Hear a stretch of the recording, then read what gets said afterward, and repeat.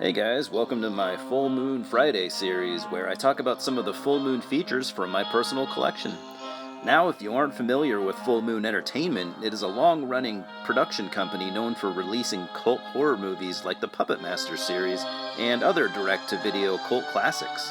They were popular among B-horror fans in the 80s and 90s, and Full Moon still operates to this day and still has a cult following, although I would say the quality of movies has declined. If you are already a Full Moon fan, this might be a fun blast from the past for you. If you're unfamiliar, these videos will kind of help you get started with some recommendations. Hey guys, Eli here. Welcome back to Full Moon Friday.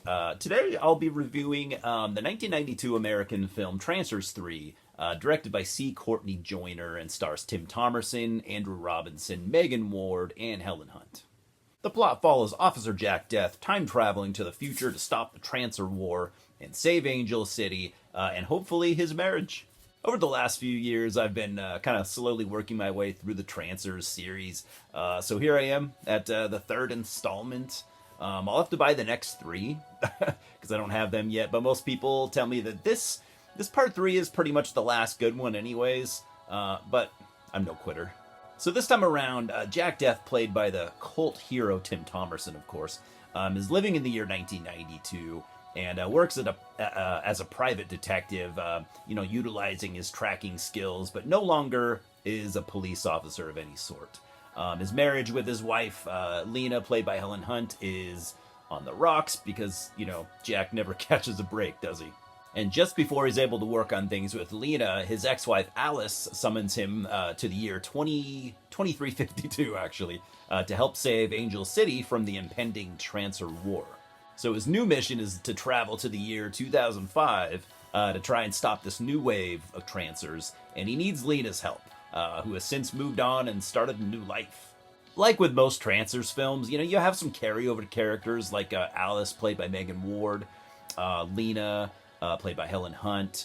I think that's pretty much it. And this is Helen Hunt's final full moon hurrah, since she was, by 93 or whenever this came out, she was a pretty big star by then with, what was it, Mad About You?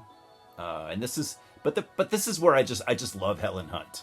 I mean, she's a good actress. I always liked her. I always thought she was a good actress. And she's a great character in this series. But the fact that she was excited to return, even though she was busy at the time, like I said, with Mad About You, it was a big show back then. So it clearly wasn't about the money at all.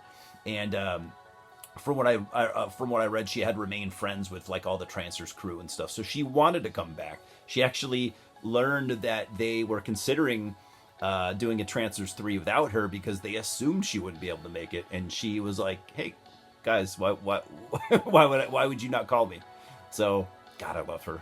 It's just absolute gem. Can we get more actors like this, please? And I got to point this out. There's also a character named Shark, and he's like a time-traveling vigilante, I guess you could say. I don't know if that's the right term. And for some reason, he kind of looks like a robotic fish man, maybe from like the Power Rangers show back in the day or something like that. But he's kind of cool, I guess. I mean, he's an interesting character. He's fun. And really, I like all these first 3 Trancers films. But I also always have problems with literally all of them. I get it. They are low budget, silly sci-fi and a lot of fun, but I still have thoughts. Obviously, Tim Thomerson is the glue that holds these films together. Without him, I doubt I would have watched anything beyond the first film.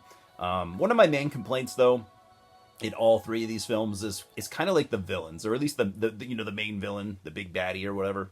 I mean, not the Trancers themselves, because I actually love the concept. They remind me of like low budget zombie movies.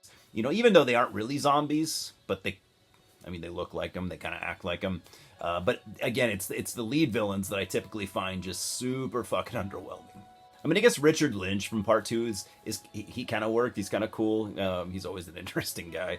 But I don't really feel like any of the villains here in this film, Trancers included, I hate to say, this time around, because the writers, I think, completely ruined them, the Trancers, by making them like these super soldiers with black eyeshadow instead of, the zombie-esque, instead of looking like the kind of zombie-esque freaks that I loved from the first 2 films. I also didn't really care that much about Colonel Daddy what's his Muthu, I think his name is, played by Andrew Robinson, kind of popular B movie actor. Yeah, his name is Daddy for some reason. I don't remember why, but whatever. It's Trancers. I think he does his best scenery chewing, the best that he can, and he is this like over the top military leader, kind of political seeming, but he came across to me as just a little bit too comic booky. He's got this government Trancer training center that I thought was really fucking stupid. I imagine they wanted to do something different this time around from the first two films, and I get that, but this aspect of the film didn't work for me at all. I mean, actually, on paper, it does sound kind of cool, but the execution, I think, is really weak for whatever reason. The acting for most of the side characters also is laughably bad. But this is B-movie, sci-fi, after all, I suppose. I mean, Trancers has always been about the silliness, that and Jack's problems with women, I guess. But I thought the balance was off here just a little bit. And it was a little bit too wacky, especially after the serious tone, when Jack travels to the future. I thought that dichotomy didn't really work. Ultimately, again, what saves this film and makes it watchable, fucking Tim Thomerson, a true professional and, one of the best working actors out there of the time, at least. Tim literally never phones it in. There's a reason why he's just this cult hero. So I'm giving Trancers 3 a 5 out of 10. Solid 5 out of 10. It's worth watching. Don't get me wrong. It's worth watching for Tim Thomerson fans alone. But they really dropped the ball with the Trancers here, in my opinion, and that's kind of unforgivable. I like how Courtney Joyner, wanted Megan Ward's character to be like a time-traveling Sarah Connor. That was pretty cool also. And it was fucking great seeing Helen Hunt again. Cheers, guys, and I'll see you at the multiplex.